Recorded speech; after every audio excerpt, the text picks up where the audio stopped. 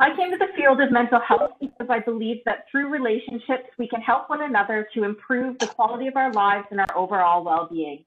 Reconciliation with Indigenous people in Canada is a relational process that is ongoing and critical to the well-being of our country, all of its people, and especially all of our children.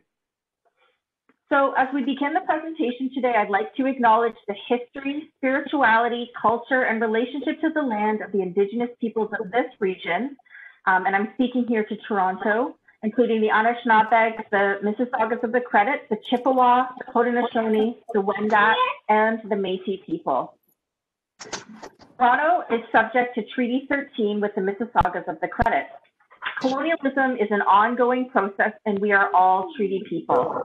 As treaty people, we are accountable for the past and current colonial violence being experienced by Indigenous people. Every day, we must seek to foster relations based in respect, peace, and humility with them as we live and work upon their traditional territory. As individuals who are working in the field of mental health, we are in the positions of influence because our decisions about our worldviews and how we understand people and relationships affect many aspects of the healthcare system. Within our day-to-day work, we have to challenge the ongoing dynamics and systems of oppression, including colonialism, racism, and marginalization of certain groups of people, such as those who identify as members of the LGBTQ2IS+ community and many newcomers to Canada. We must always reflect upon and question our work and remember that there are many different and valid ways of knowing. By recognizing and leveraging our diversity, we can find the best way forward. And I feel very strongly about thinking about systems of oppression and challenging those, particularly with this project, which is with such an important program. The Mothers in Mind program was a central part of this project here at CDI. So it's my pleasure to introduce to you, many of you already know Dr. Angelique Jenny. She was former Director and Associate Director of Family Violence Services here at CDI, and she'll be providing the presentation today.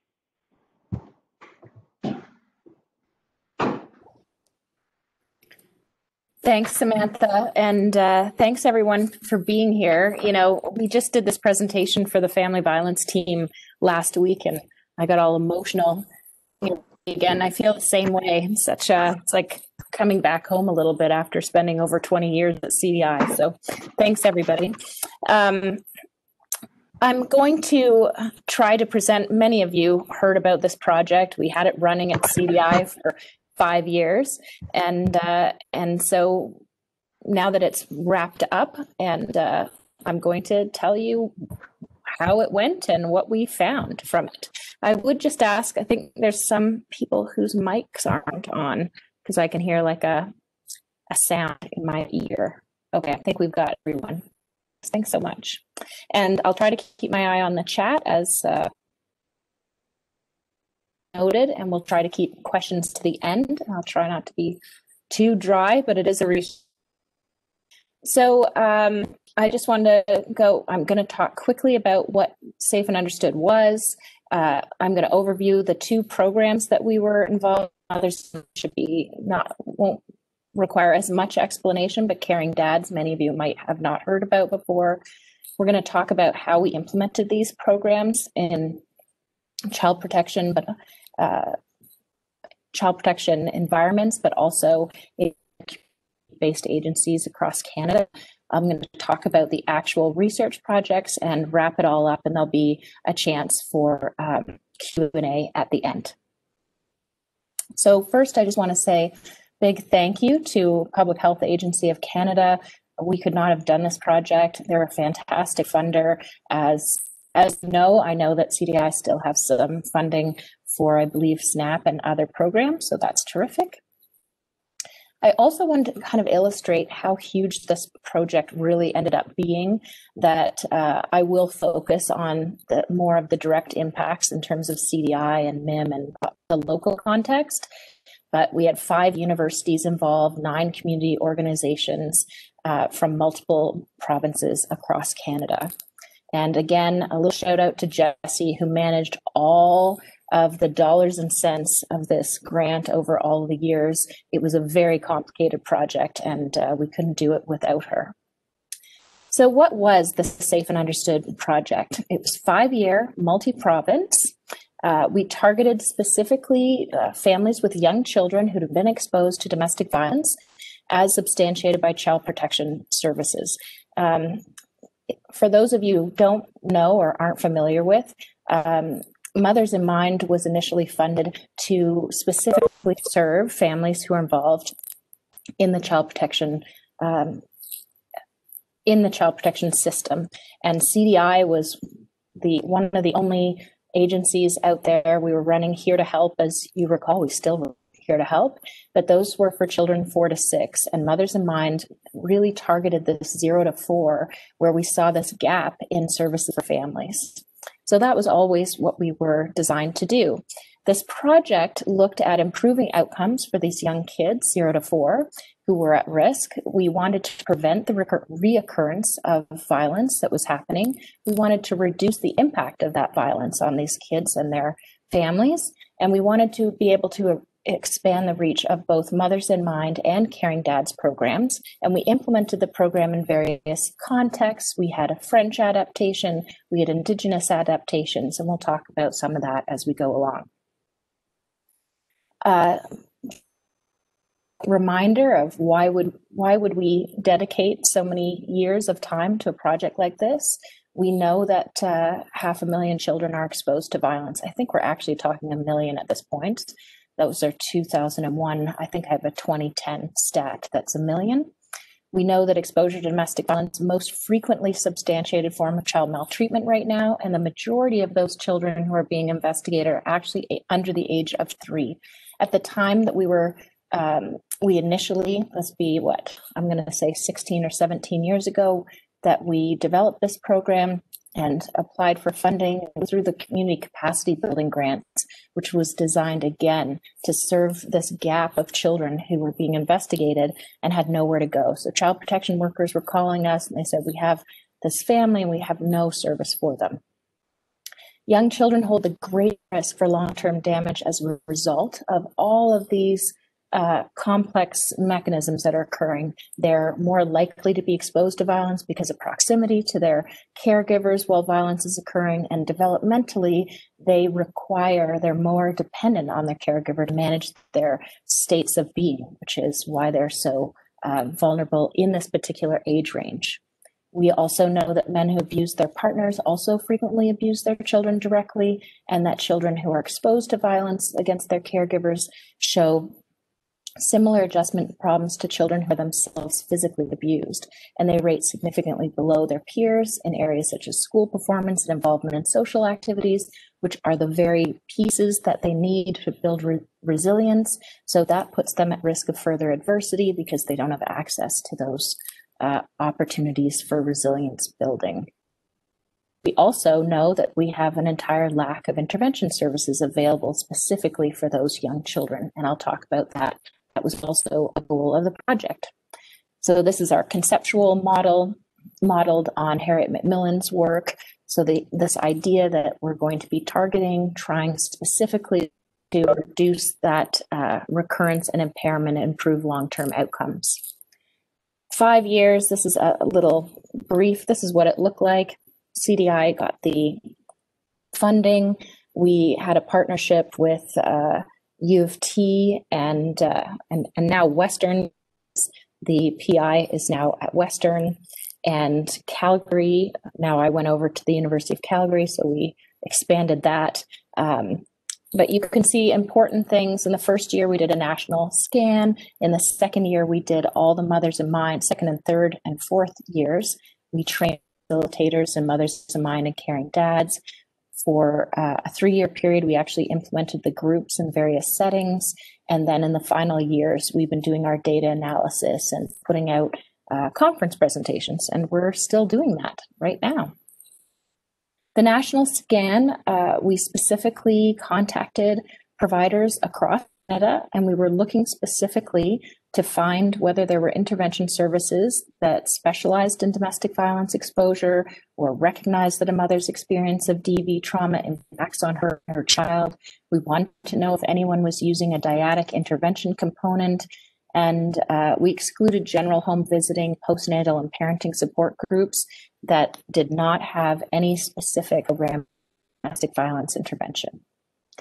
What we found, we also surveyed all provincial and territorial action plans around domestic violence. We found they rarely included a focus on children, which is shocking when we think of the stats in terms of child exposure and how important that is. The most commonly available are general mental health services, and we saw very few that had any capacity to serve children under the age of 4. We do have child advocacy centers and child youth advocacy centers across Canada. They're increasingly becoming available, but very few of these also still have the capacity to serve children under 4. They tend to specialize in child sexual and physical abuse as opposed to the domestic violence exposure. The violence against women sector often has education and support programs available, but again, mostly for children over the age of 4. This whole idea that if you can't talk about it, how are we going to intervene with you?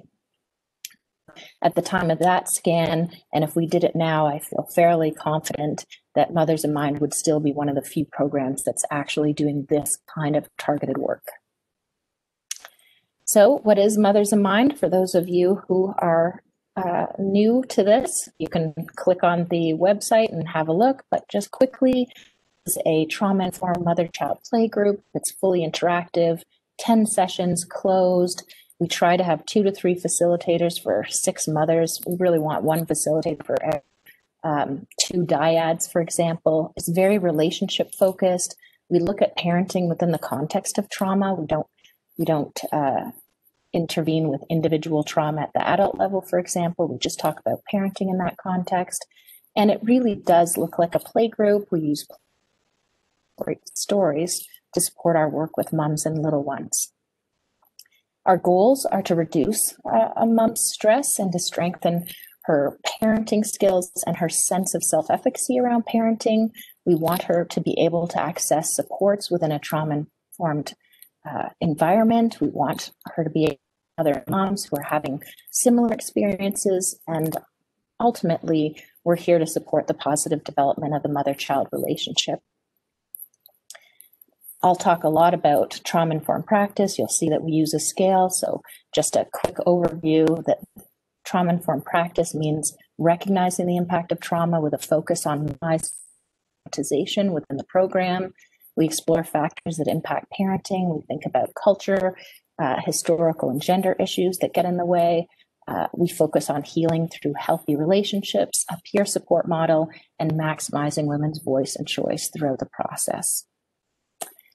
Caring Dads was the second program we identified, and this is specifically a program for men who are at risk of maltreating their children. It's a parenting program. Their children are not with them. That's the difference between Mothers in Mind and Caring Dads. There's individual intake in this program. It's a 17-week program, runs for 2 hours at a time. Groups have about 10 to 15 fathers involved. The referrals are mostly through child protection, family court, child and family mental health, that kind of programming. And then what's part of this is that there's deliberate and ongoing mother contact. So it's not enough to just work with these dads. There's always this checking in with moms to see how the program is working for them. Minimum of 3 times, and they share information with her, provide her with safety and support resources as needed and available. And there's this ongoing coordinated case management with these dads, and often the referral mechanisms, court and probation and things like that, child protection. The Caring Dads program has 4 main goals. The first is to engage men. That's why it's a 17-week program. That's actually a real focus, that you need to gain that trust and motivation so that men want to come and talk about examining their fathering. We then want to increase men's awareness of what child-centered fathering looks like. We increase men's awareness of and responsibility for their abusive and neglectful behaviors and how that might have or continues to impact on their children. 5 We consolidate the learning. We want to rebuild trust with fathers and their children and plan for the future. The model came about, and many of you who've done this work currently or in the past will know that this image that you're seeing, most of the time, all of our, historically, all of our programs have drawn a circle around the mom and the kids. And we've provided intervention, we've provided shelter services, lots of support around how to leave relationships, how to stay out of relationships, how to stay safe in abusive relationships, while neglecting the most important person that we could be working with, which is this model really draws a circle around the parent who's harming, and in this case, the father. So in this model, dads are really held accountable for keeping families safe. Instead of putting so much effort into helping women keep themselves safe, we actually go straight to the perpetrator of harms.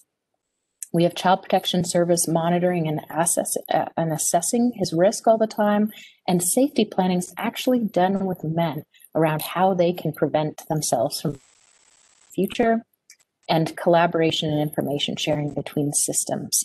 So you can see that this is a different model, and that's what we're focusing on, towards safer practice with families. So now that we have these two programs, what we want to do was we wanted to put them into a couple of, and in order to do that, we had to create this implementation plan. And one of the things we learned from this project is if you want to have a quality program and quality, you need to have interested organizations, program licensing. Both Mothers in Mind and Caring Dads have mechanisms for licensing. Jessie will get a little shiver when she sees this word sub-grant agreements, because as you know, CDI got all of these funds and then sub-granted out to all those partners that we talked about earlier, the 13 different partners, and allotted budgets to them to do, whether it was the program, whether it was the research in that particular area, for example. We then developed and delivered facilitator training sessions. Remember the 5-year plan. We hired internal Mothers in Mind and Caring Dad coordinators at certain locations who were just in charge. So the biggest part of this project was offered at Children's Aid Society of Toronto, and we had a full-time Mothers in Mind person and a full-time Caring Dads person. They had desks at Children's Aid, and they were there all the time facilitating that networking and referral sourcing. The other thing we did was we funded program materials, children's books, the tokens for group participants, all of the program evaluation compensation so that the research could be done in all of these different locations. We provided translation in French and adapted program materials and program manuals. And then we were continuously collaborating because every one of those models, Mothers in Mind and Caring Dads, has a consultation component. So you're not just running the program, you're regularly consulting with staff. Lisa provides quite a bit of this work tirelessly across sites, for example. So just to give you the numbers, in this 3-year period, we trained 340 people in Mothers in Mind and 210 facilitators in Caring Dads. We offer a total number of 25 Mothers in Mind groups and 22 Caring Dads groups in the same time period across these provinces. And overall, we reached 120 mothers went through the Mothers in Mind program, 178 fathers went to Caring Dads, 760 children were impacted by those services.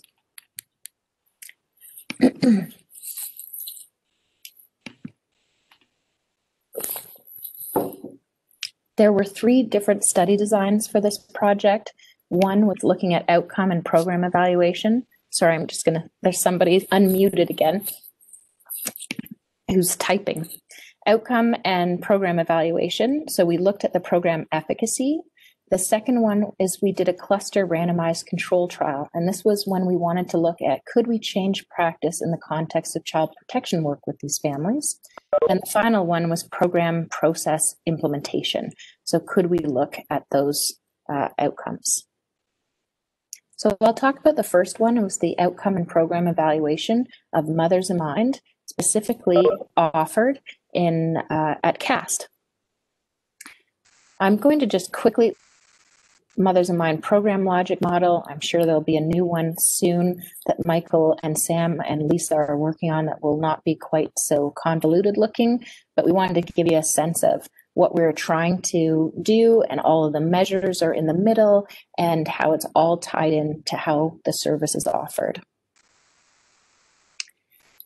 So quickly, we'll go to program evaluation results. And so we had statistically significant results in changes to increase in self-efficacy, means after they attended Mothers in Mind, they felt that they had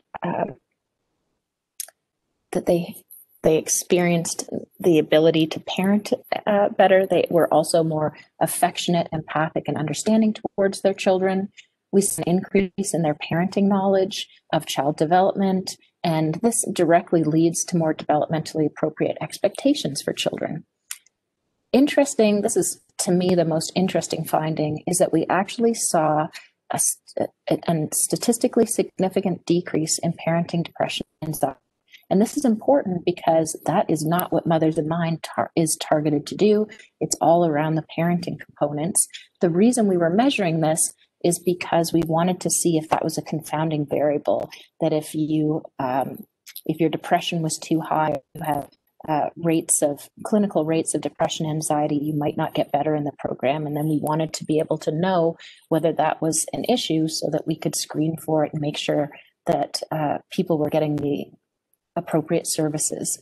Interestingly enough, we actually saw decreases, and there is some evolving literature that shows that accessing parenting support is a mechanism for decreasing depression and anxiety that might be coming out of social isolation, blame, and things like that. So we were quite surprised and pleased to see that we're having that kind of an impact when that wasn't one of the outcomes that we thought would happen.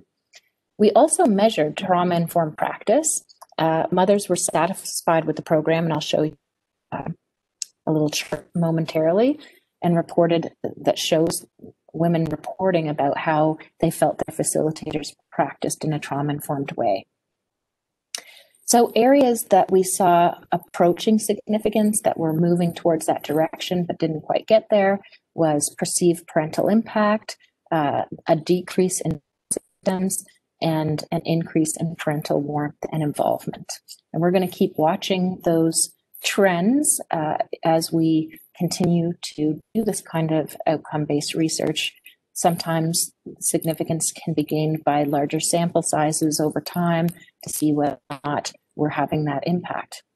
Again, interestingly, and I want to clarify this, we saw no change in self-compassion, which is very interesting because in our qualitative research, the mothers speak specifically about the self-compassion components in the group. So we really believe that this issue, it's not coming up because the tool itself doesn't measure what we think it's going to measure. So that's interesting to look at.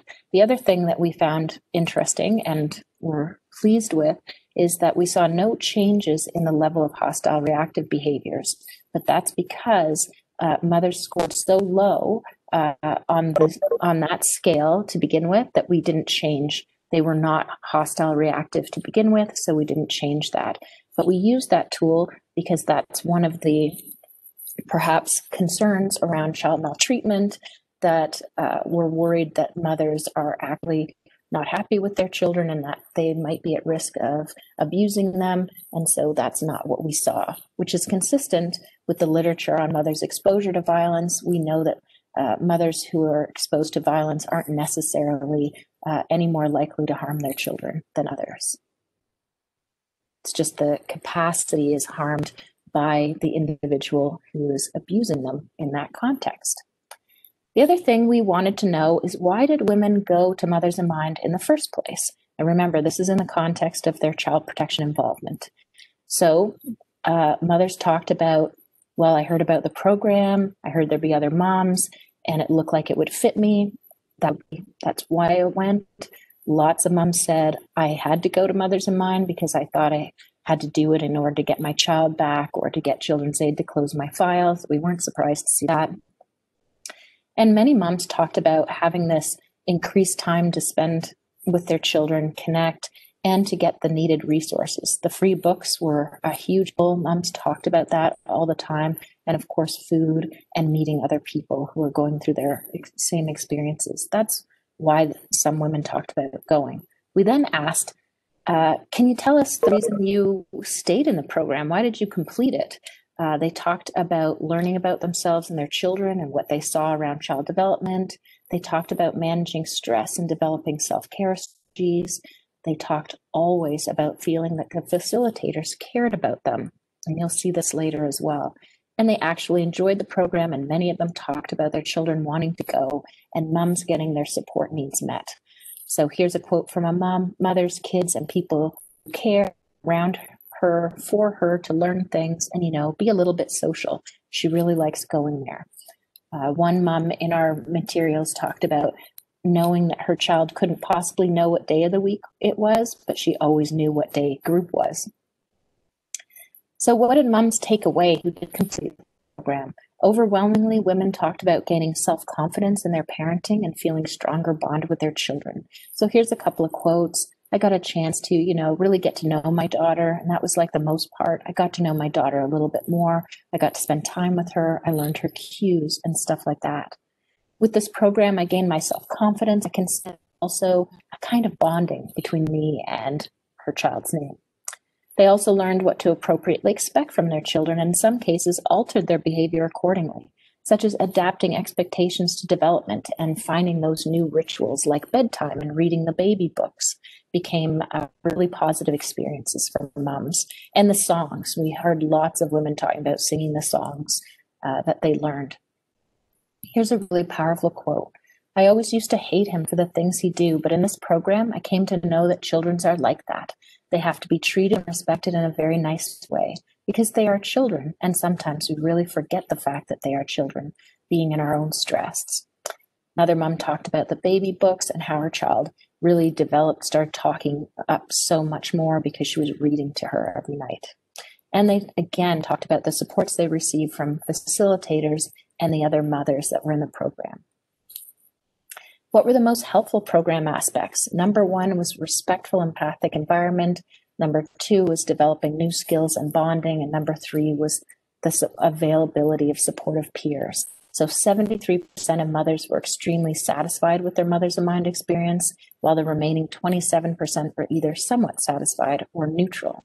And here's our trauma-informed practice scale, which is really showing it's on a scale of 0 to 3, and women are reporting very high levels of agency and respect, opportunities for connection, strength-based practice, parenting supports, cultural responsivity, and the total trauma-informed practice scale, very high.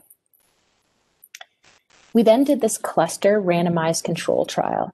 And to give you some background, when we initially, we'd like to do a cluster randomized control trial and decide who gets Mothers in Mind and who doesn't. And no one really wanted to do that. What child protection workers were not interested in knowing that there was a program out there that might make life better for the kids in their care. And they did not want to decide who that program didn't. So we tried something different, and we randomized workers to conditions so that if you knew about the program, you referred to if you had a client who was eligible for the program, you could access it no problem. But what we did was, I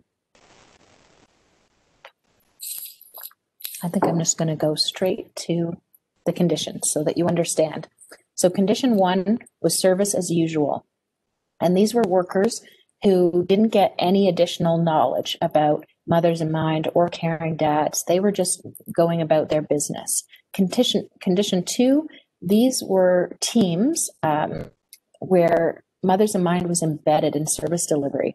So we provided team-based trainings on the impact of DV on children and the intersection of DV on victimization and parenting. They had access to a practice leader and consultant for all their cases automatically. They had their cases flagged that fit the criteria, and like an email would be sent to them that said, this mom on your caseload fits the condition, and they would get priority access to Mothers in Mind. In condition 3, it was the same thing, but that team would get caring dads information and priority to caring dads. And in condition 4, which came to be known at CAST as the Cadillac condition, which meant those workers got trained in both Mothers in Mind and caring dads and got priority for any of their families to go into those programs. Interestingly enough, we actually had some families where both the mom and the dad went to these programs, which was something that we were hoping would happen, but didn't think was going to be. So what did it look like? The first session, the workers they got training in identifying what the key indicators and patterns of risks in both mothers and fathers, depending on their condition or if they had both, in cases of child exposure to DV. And again, depending on the condition, they learned either how to engage with mothers, how to engage with fathers, or how to engage with both in these parenting interventions to mitigate the risks. The second time we attended their team meetings, we provided clear descriptions of both Mothers in Mind and caring dads and what those programs were, again, depending on condition.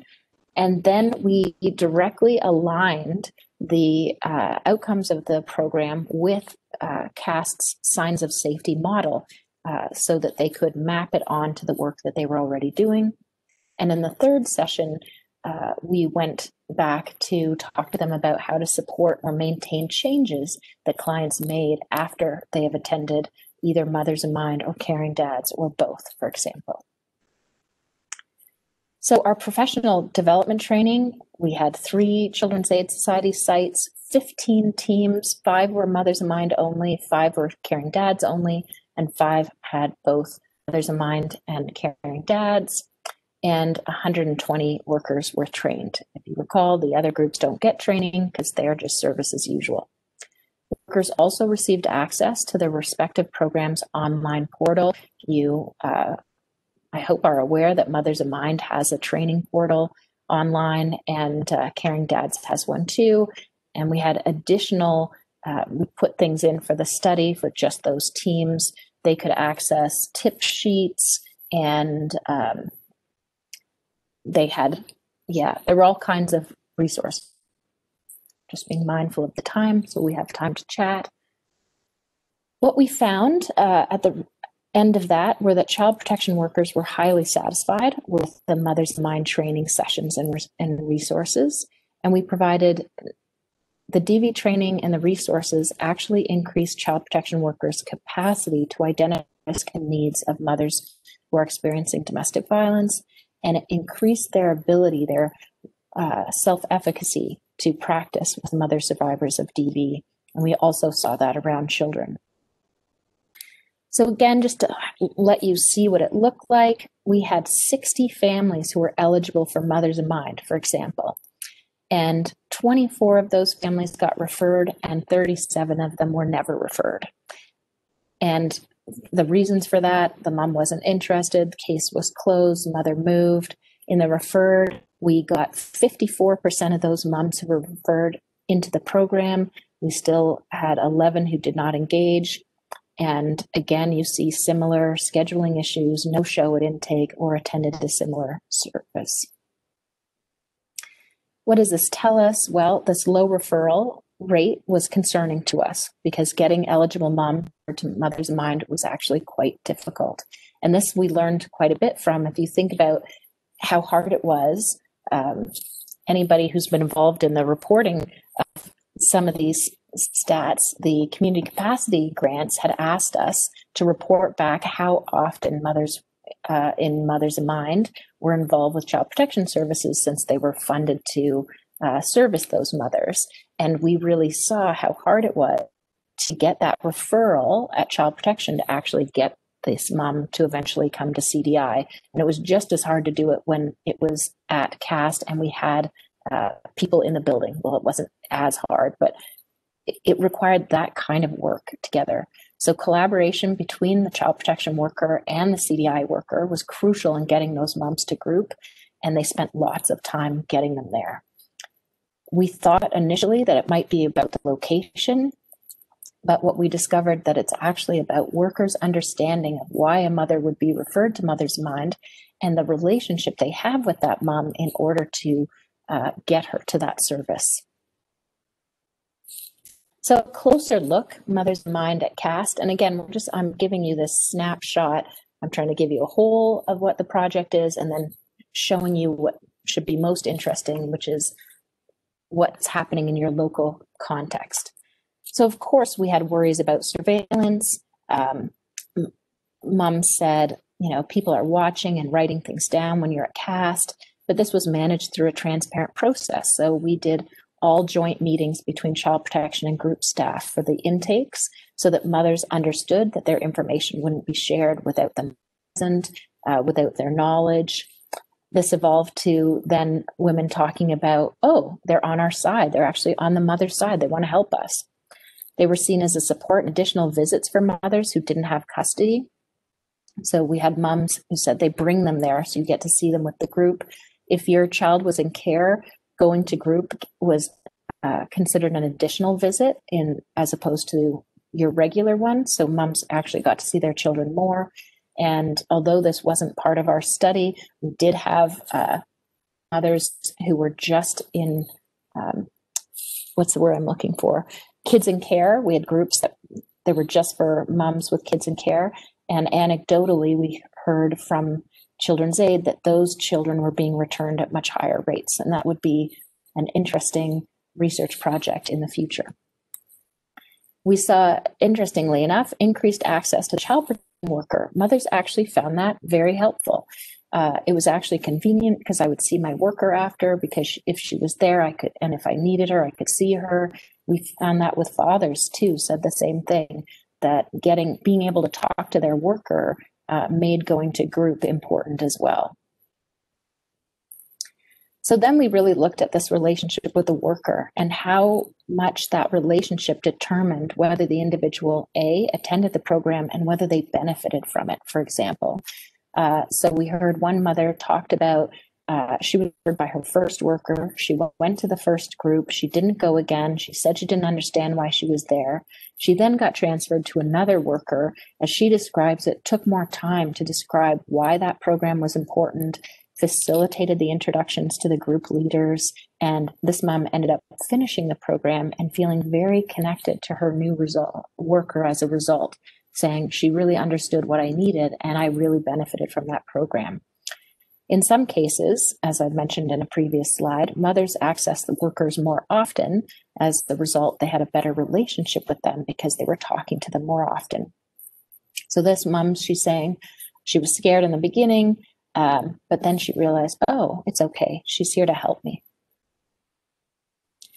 So then we looked at the improved parent-child relationship. Women talked about watching the development of their own children, but also the development of other children and other mothers that were being made in the group. There were so many moments like that. Like I noticed with the mom, such growth, even if it was a small growth, it was still a breakthrough. I felt honored to be part of like women changing their lives. They also talked about beginning to see their children in a new and more positive light and improving their relationship with them.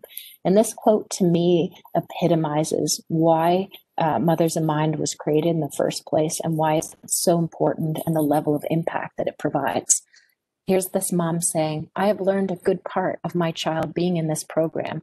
They have brought a light into the good part of him. If I say he's troubling me, the same trouble word they will change into like active, like no, he's super active. If I say he's bugging me, they say no, he's not bugging, he needs you. So they are redirecting my thoughts. That's the most important thing of this Mothers in Mind program.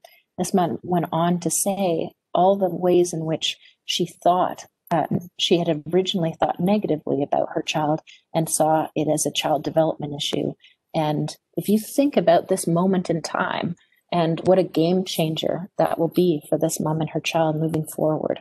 That little tiny shift of seeing a problem, bugging as a need instead. It's kind of beautiful. So we then started, so after the program, we've run the programs, and we are still, the final deadline was December 20th of 2020. So at that point, we have a 2-year review period from each time. So we're reviewing files 2 years after they have opened, for example. So we already started this for the files that we could get access to. It's been a 5-year program. So we are looking at how we shift practice. The evidence suggests that when clients get to programs, which shouldn't be surprising, we get better outcomes, even with external programs. But the relationship with the worker is key. So we do know not everyone needs to go to group or to program. There are multiple avenues towards getting help. But when we looked at it, we found that they weren't actually getting anything else. So if they don't get engaged in a program, there's actually less activity. They get less service. Some parents are saying no. In the majority of cases, they aren't actually getting a chance because they are not offered the service in the first place.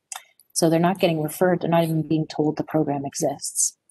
There's a lack of engagement, as illustrated by the families who attended.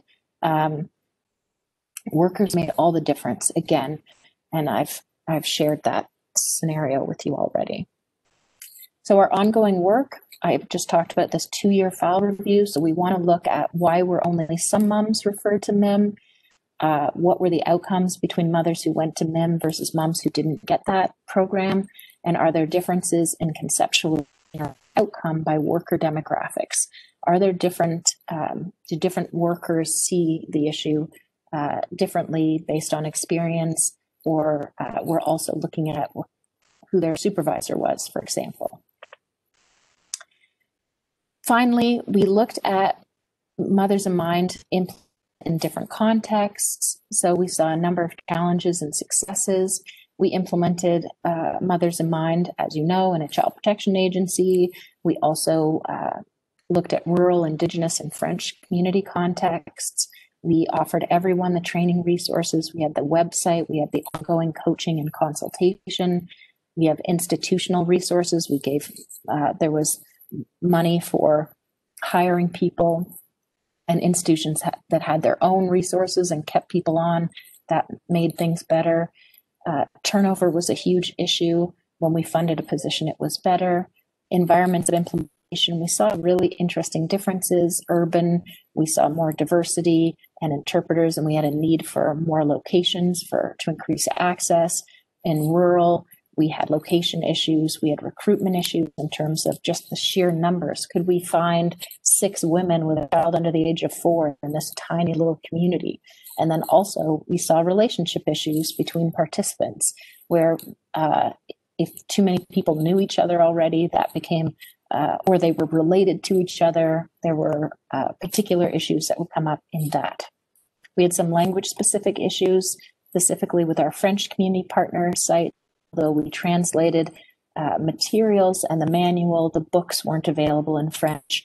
And they tried to find books that would do the same thing, or they painstakingly went through and whited out all the English text in a book and changed it to French. We have looked at what's the difference between, offering it in a women's shelter versus a children's aid society. So lots of contextual pieces there. So in conclusion, wrapping it up here, that collaboration and partnership is key to the success of Safe and Understood, was key. Communication. So we had regular meetings with facilitators, team meetings, managers, even directors to get everyone involved. Constant contact between CDI and CAST, for example, or in our other locations, that constant contact between the consultant or the community agency that was offering any opportunities for feedback, to have those champions within organizations who would really keep Mothers in Mind at the top of an agenda and reminding people to refer and looking for families, for example. resourcing, so funding for staffing and materials that's more constant. We've seen a difference, for example, in our Australia sites where a worker is funded to come in and run Mothers in Mind for 4 hours a week and they're just paid by the hour, versus ones who run 3 Mothers in Mind programs a week and they're funded by salary, for example. And our relationship with funder was key because lots of things changed over the years. We shifted money from one program to another, and without them, we could not have been as successful as we were.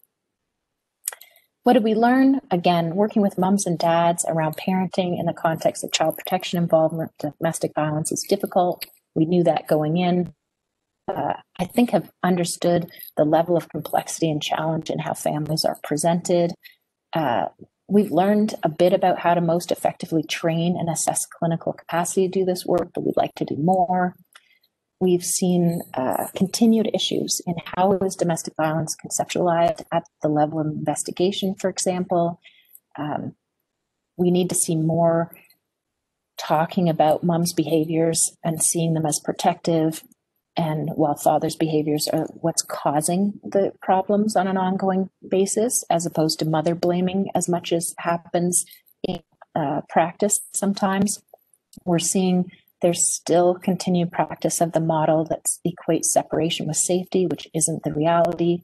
We saw lots of files getting closed because mom said they weren't with their partners anymore, but we know that there's lots of contact going on. This isn't the way to make kids safer emotionally. Bottom line, Mothers in Mind works, even in different contexts. So at the end of the day, we're still involved in this 2-year file review follow-up at CAST. We're in the process of writing up all of these myriad results so that we can get some publications out there. Australia is still going strong. We're in the process of writing a new grant for another 4-year project that will look at different pieces around implementation. We want to how to make MIM a part of an integrated plan of support at the level of child protection practice. We want to think about implementing a sustainable model, which is how might child protection agencies as partners start being partners in funding the program and housing the program. What is next for Mothers in Mind now that Safe and Understood is finished? Well, we honestly believe CBI should continue to be the leader in doing this work because there's an incredible need and there's nothing out there like it. We recommend programs for Mothers in Mind and implementation support continue, that there's a value in working directly with child protection to reach mothers who might not otherwise ever get access to a program like this. We know that there's ongoing work needed so that we can collaborate effectively across child mental health and child protection sectors. And there's learning to be had on both sides, which is part of our next grant moving forward. And of course, this value of continuing to invest in research so that we have this knowledge to keep going forward and building on what we have learned to date. Since October 1st, 2020, we've gotten 609 either conferences or presentations out there into the community. Sorry, we've reached 609 people. Here are our publications that are published and under review at the moment. And we have, by my accounts, 7 minutes for questions or thoughts. And I will pull it back to the chat so you can either speak up or write your question in the chat for me.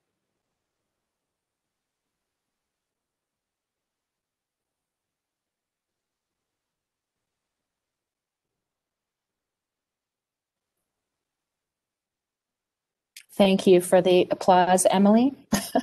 Zoom doesn't have the moving hands. Hi, Renee. Sorry, it's Mark. Nice to see you again. Nice to see you. Hi, Mark. I'm not on. I'll be on video now.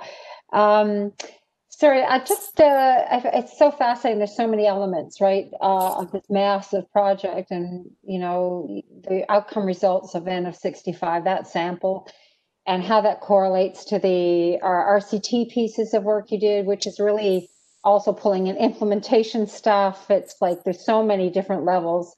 As you know, we're a bit heavy, deep dive in implementation ourselves. What is sort of, I'm curious, two things. What that sample of N of 65 with those outcomes, which are really nice, and we've seen those outcomes before, and they're confirming a lot of what we saw in early days. But what was that sample? Who made up that sample? And then some thoughts around what you would like to see when you're looking at the clinical competencies, because it was very apparent that connection, the ability to engage in competency, was a huge piece for the RCT pieces or clusters. Okay, Marg, I need one of those. So one question is, okay, so one was, who were those 5? Yes. And you know what? That's good feedback that we could have done a demographic piece, but we were pleased. But if you think about 120 women completed the program, and only 65 did measures, because and part of that also is these are all moms, so that 65 were just mothers who were getting the program through Children's Aid Society of Toronto, and there was certainly a lot of reticence on the part of mothers to engage in filling out any kind of questionnaire or measure of their parental capacity while they were being investigated by Child Protection. So we had to do we had research assistants who were not part of the group, who sat outside the group, that women could come and do the measures with. They were highly compensated. Families got $100 for going to the University of Toronto and doing these additional measures as well. But we definitely did not get as many families as you would hope, but we felt pretty pleased with 65 at the end, given the really high risk families. So, but I can't tell you off the top of my head if you were looking for demographics, but if we're talking about who they were the moms at Child Protection. Right. Okay, thanks. That helps. I'm just curious about who that sample was. And understandable. It's not a bad return rate on that pre-post, as you know. It's a fairly decent return on that, but it was a lot of work. Yes, it's a lot of work. And the other was just about the clinical competency piece on the that you wanted to explore, and where were you thinking you were going to take that? So we really would influence more than we did the ability for Child Protection workers to conceptualize domestic violence cases and the level of risk. And what I haven't talked about as fully, which will be a whole other paper at some point, is that we managed to do it with women and children, but not with men. So it's just interesting. We've got lots of theories about it, about why that might be, but we did not change the approach to practice with men in the same way that we were able to change it with women. And that is part of what we're looking at in our next group, is that we'd like to get more. So we know that if we're going to change behavior, you have to have the coaching, you have to have the ongoing discussions. So that's one of the pieces that we want to look at around the demographics. Did workers who did it better or seem to improve because they're a certain kind of supervisor who were coaching them through, or were they the workers who actually ended up running Mothers in Mind groups every once in a while, or whatever? We don't know the answer to the question yet, and that's the next piece for us to look at. We definitely want to be able to change that competence in that practice, and this project didn't do it at the level that we thought it might have been successful at. So, does that answer it? It's really hard. It's a hard, I know. Sorry, I was just wondering because whether you've had much time to think about it, and you're just looking, and I know the time, and I don't want to take up all the time, so I apologize. There's just so many interesting factors here to look at, and thank you for sharing. We're really interested in that piece, and we want to make that difference. And even at the level of mother, we know from there's a certain number of facilitators that you will train, which I'm sure you see in SNAP too. You train the facilitators, and then there's this percentage within that group that actually goes on to be the kind of facilitator that you thought you were creating. And so some of that is clinical skill, some of that supervision and coaching, some of that we just don't know, right? But that's the next level. And the other piece is, because of turnover, if this is the issue with Child Protection practice, if any of those workers in a 2-year time zone, 3 different supervisors by the time they're done. And so the consistency of the model or the consistency in clinical messaging, I think is harder to get. Yep. It is quite complex. Oh, we could chat all day, Mark. Anybody else have a question? I could talk about this all day. I'm very interested in, and we're very interested in seeing that in Mothers of Mine. Just how can you train someone and know that they're going to, it's not just a model, right? It's not just a manual. It's a clinical skill set in order to utilize what's in the manual to perform trauma-informed practice principles. Absolutely. Any other questions out there?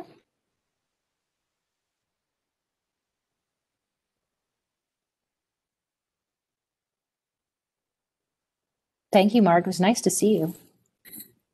I'd like to jump in. This is Lynn McKenzie. Oh, hi, Lynn. Hi. I'm sorry I was late.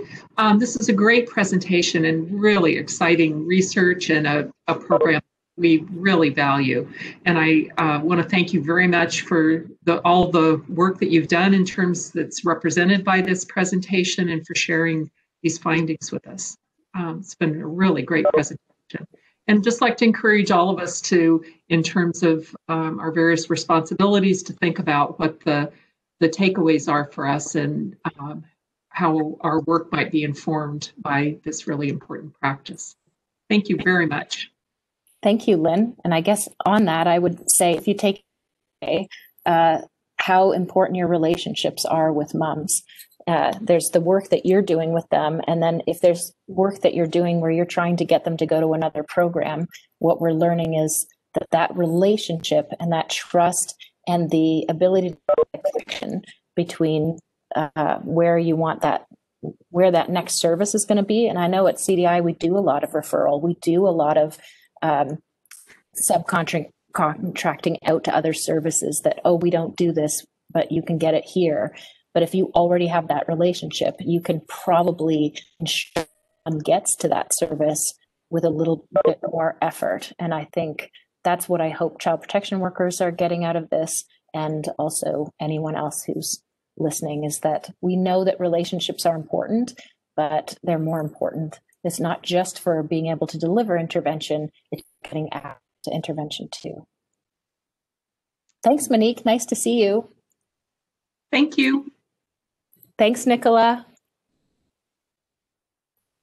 It was good to see you, Angelique. And that was, very interesting. You know, I mean, obviously I speak with Lisa sometimes. I've had some knowledge of Mothers of Mine, but, you know, always exciting to hear what you've learned through this process. So yeah, it'll be exciting to see what you learn next, right? Yeah, and still learning. We're just always learning.